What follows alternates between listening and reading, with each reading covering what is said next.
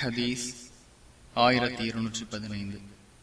Abu Hurairah ரலியல்லாஹு அன்ஹு அவர்கள் அறிவிக்கின்றார்கள், மனிதனின் அனைத்து செயல்களும் அவனுக்குரியதே, ஆனால் நோன்பை தவிர அது எனக்குரியதாகும்.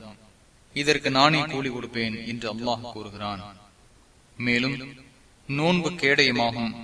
உங்களில் ஒருவர் நோன்பு வைத்தால் அன்று அவர் தீயதை பேச வேண்டாம், மேலும் கூச்சல் போட வேண்டாம். ஒருவர் நோன்பு வைத்தவரை திட்டினால் அல்லது சண்டை போட்டால் நான் நோன்பாளி என்று அவர் கூறட்டும்.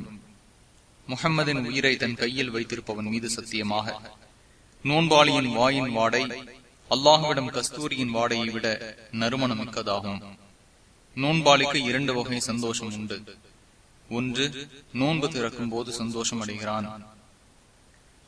2, அல்லாஹுவை சந்திக்கும் போது நோன்பின் மூலம் கிடைக்கும் நன்மைகளால் மகிழ்ச்சி அடைகிறான் என்று நபி ஸல்லல்லாஹு அலைஹி வஸல்லம் அவர்கள் கூறினார்கள்.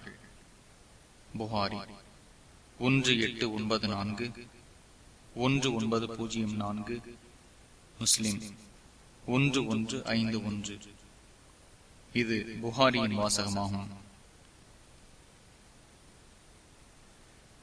புகாரியின் மற்றொரு அறிவிப்பில், ஒருவன் தன் உணவை, பானத்தை, இச்சை உணர்வை எனக்காகவே விட்டு விடுகிறான்.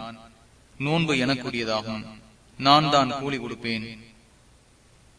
ஒரு செயல் அது 10 மடங்காக ஆகிறது என்று உள்ளது. முஸ்லிமின் மற்றொரு அறிவிப்பில், ஆதமின் மகனது ஒவ்வொரு செயலும் இரட்டிப்பாக்கப்படும். ஒரு நற்செயல் 10 மடங்கு முதல் 700 மடங்கு வரை ஆகும். மேலும் அல்லாஹ் கூறுகின்றான், நோன்பு எனக்குரியதாகும். அதற்கு நானே கூலி கொடுப்பேன்.